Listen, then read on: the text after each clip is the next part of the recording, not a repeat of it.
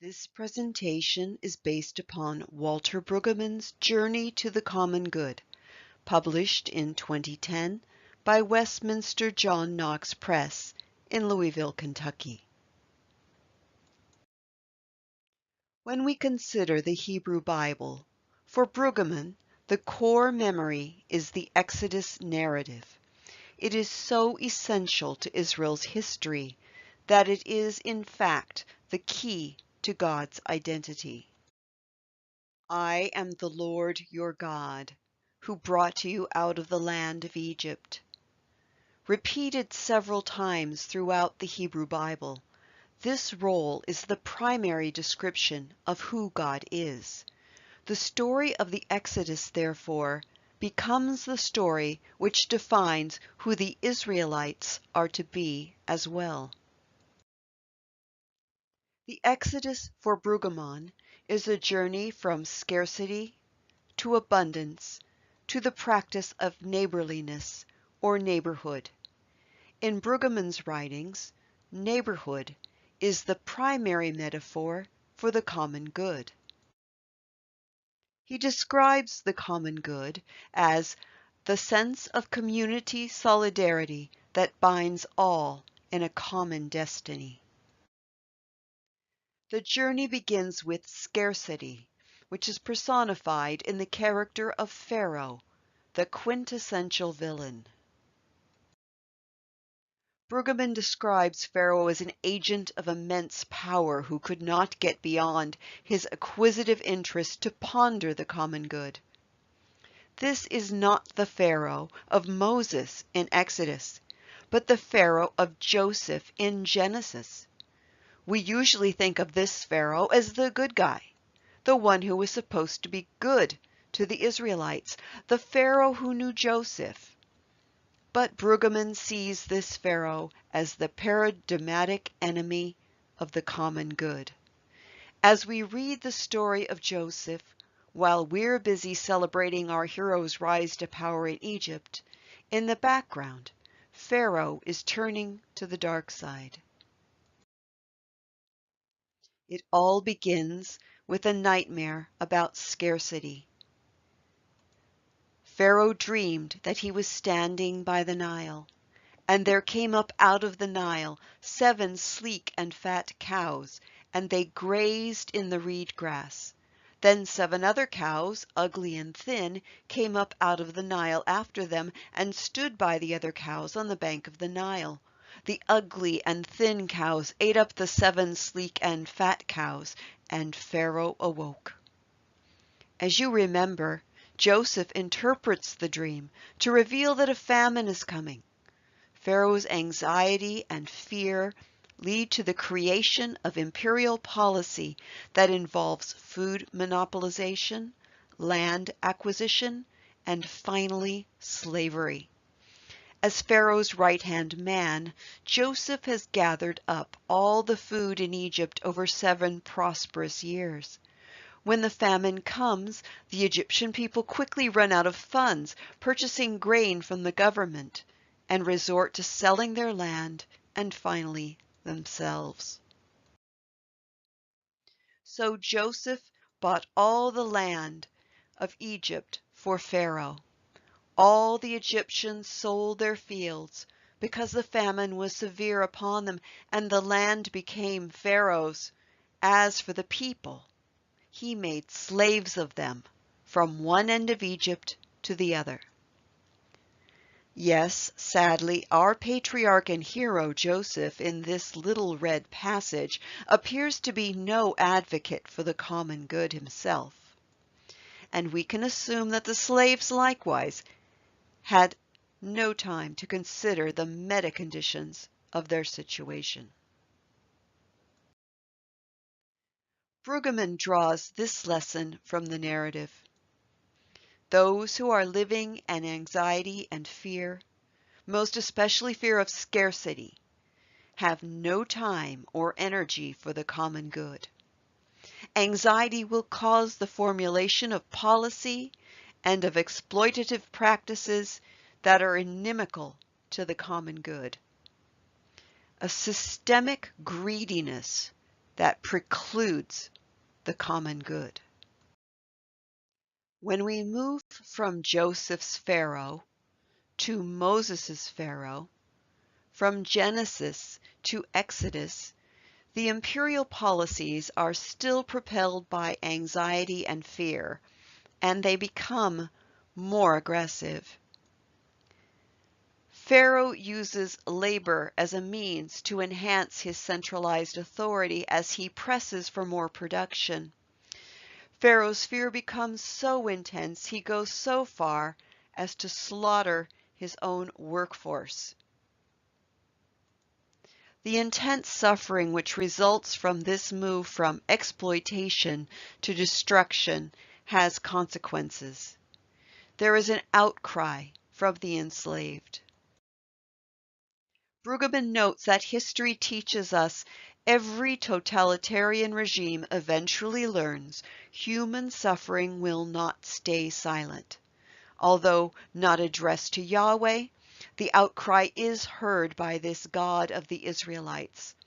Yahweh responds, unleashing divine resolve, a force which will change the economic situation of the slaves and thwart the imperial power.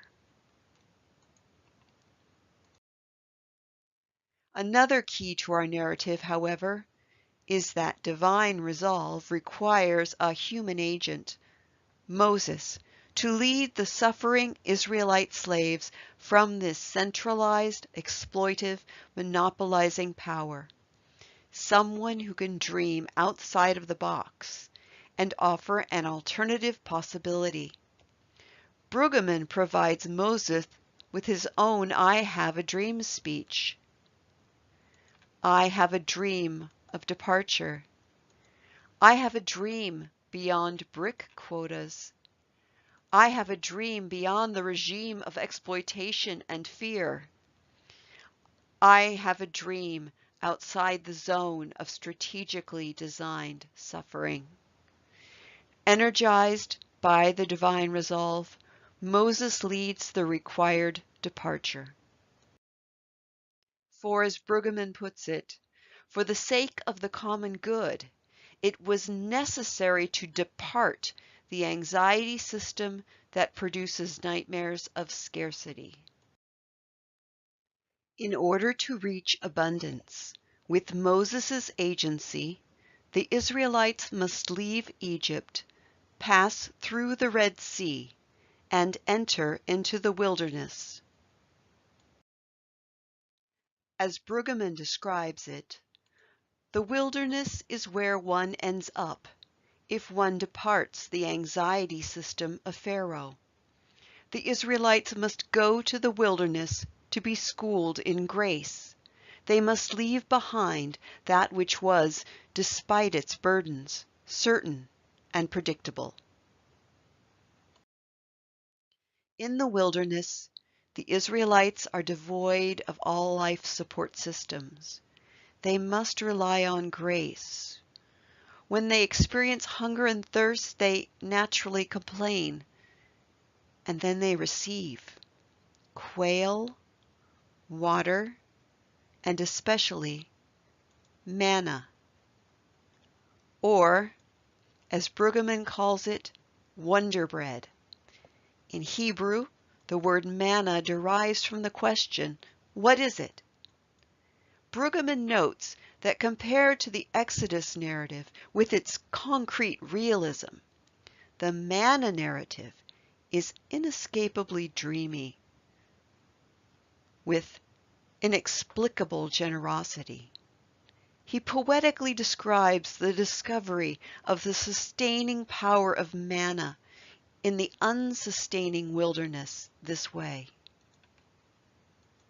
That moment of wonder, awe, and generosity in an instant radically redefined the place in which Israel now had to live its new freedom, outside the zone of imperial anxiety. Coming from the nightmare of Pharaoh's scarcity system, the Israelites must learn instead to embrace God's gracious abundance, allowing it to break the anxiety which led to fear, exploitation, and destruction. They are to adopt an alternative dream, one which is ordered by divine generosity. In the wilderness, the Israelites have moved from the nightmare of scarcity to the miracle of abundance. No longer subject to anxiety, they are now ready to learn neighborliness, to enter neighborhood, and so they move on to Mount Sinai, eager to hear neighborly instructions from the God of grace, which will be a stark contrast to the policies of the Pharaoh of exploitation. And God does not disappoint. God offers the 10 Commandments, or Decalogue.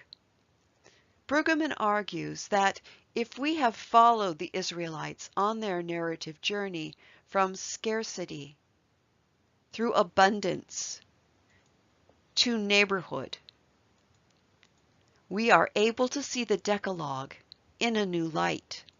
We are able to recognize it as a vehicle for establishing the common good, which will have socioeconomic implications. We will be able to read in the 10 Commandments the most elemental statement of how to organize social power and social goods for the common benefit of the community. Here is his formulation. From Commandments 1 through 3. You shall have no other gods before me. You shall not make for yourself an idol. You shall not make wrongful use of the name of the Lord your God. Israel learned that Yahweh is to be loved, served, and trusted, rather than Pharaoh's security system. From the 4th commandment, remember the Sabbath day and keep it holy. Israel learned that Sabbath rest is an alternative to aggressive anxiety. It is about work stoppage. It is the refusal to let one's life be defined by production and consumption and the endless pursuit of private well-being. It is an occasion for community enhancement, for eating together and remembering and hoping and singing and dancing and telling stories. All exercises that have no production value. From Commandments 5 through 9. Honor your father and your mother. You shall not murder. You shall not commit adultery. You shall not steal. You shall not bear false witness against your neighbor. Israel learned that neighbors, all kinds of neighbors, are to be respected and protected and not exploited. And from the 10th commandment, you shall not covet. Israel learned that there is a limit to acquisitiveness. However, according to the narrative, the Israelites received more instruction than just the 10 Commandments. If we turn from the account in Exodus to Moses' farewell speech in Deuteronomy, we encounter a more lengthy set of principles for establishing neighborhood. This tradition, Brueggemann argues, will codify and institutionalize the narrative memory of the Exodus in order to make it a charter for ordering society. It is the Deuteronomic Code. It is an uncommon social ethic which intentionally weaves economic policy into the fabric of the neighborhood. Its standards include: usury is forbidden in the neighborhood. Permanent hospitality will be provided to runaway slaves. Collateral will not be held from the poor. Wages will not be withheld from the poor. Resident aliens, orphans, and widows will be treated with mercy. Provision will be made for the needy and marginalized. But most radically perhaps to our ears, the Deuteronomic Code also includes this mandate. Every 7 years, all debts are to be forgiven. Significant to our study, within this 18-verse discussion of debt forgiveness, Moses delivers this powerful assurance. There will be no one in need among you, because the Lord is sure to bless you in the land that the Lord your God is giving you as a possession to occupy. If only you will obey the Lord your God by diligently observing this entire commandment that I command you today. In other words, if you follow these standards, there will be no needy neighbors. But God also recognizes that the Israelites will resist this vision of neighborhood, and Moses offers the following provision for a time when the standards are not followed and neediness results. If there is among you anyone in need, a member of your community, in any of your towns within the land that the Lord your God is giving you, do not be hard-hearted or tight-fisted towards your needy neighbor. Since there will never cease to be some in need on the earth, I therefore command you, open your hand to the poor and needy neighbor in your land. We will re-examine the assurance and the provision in our consideration of Matthew 26:11 in the next video. Speaking for God, Moses asserts that the basis for this new economy is the memory of God's act of emancipation. No fewer than 4 times within Deuteronomy and many places elsewhere within the Hebrew Bible, we read a version of the following. Remember that you were a slave in Egypt and obey these commands. In other words, the divine resolve, through the agency of Moses, has freed you. Now go, be agents of the common good yourselves. We've come full circle. The Israelites experience a system of anxiety and fear in Egypt that left them no energy to seek the common good. Through the agency of Moses, they departed in order to experience God's abundant grace, which is required to break the bondage to fear, greed, and anxiety. Blessed by God's dreamy abundance, they are freed to be about the practice of neighborliness, now agents of change themselves for those in bondage to scarcity. Brueggemann is passionate that we must reclaim this narrative today, declaring that the kingdom of scarcity is alive and well in the United States. In our country, fear leads to a national security state engaged in perpetual war and its attendant anxiety. That anxiety feeds a consumerism built on the notion that the acquisition of possessions will comfort us. This results in an unrelenting demand for production that leaves us too exhausted to seek the common good. An alternative is necessary to reclaiming our basic humanity, and this essential alternative requires departure. We must depart and be on our journey. Brueggemann argues that this narrative journey from scarcity through abundance to neighborhood is one that Jews must make, that Christians must make, and that all humans must make in order to be maximally human.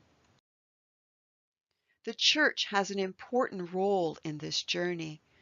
Brueggemann asserts that journey from anxious scarcity through miraculous abundance to a neighborly common good has been peculiarly entrusted to the Church and its allies. Theological study, such as we are pursuing in this class, is, according to Brueggemann, an exercise in the art of departure. It is through theological study that we begin to focus on the great traditions of critical reflection that allow us to think outside the box and eventually to make decisions to be agents in our own history, not chattel for a system of production and consumption. For those who study and then take this journey, he offers a vision of hope.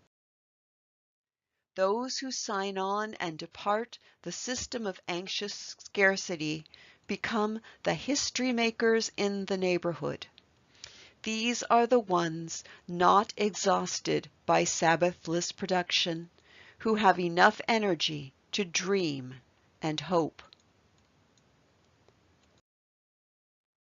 From dreams and hopes come such neighborly miracles as good health care, good schools, good housing, good care for the earth, and disarmament. If we take our lead from Brueggemann's approach to the biblical narrative and the biblical mandates with regard to the common good, we must ask ourselves, what core memory dictates our approach to poverty?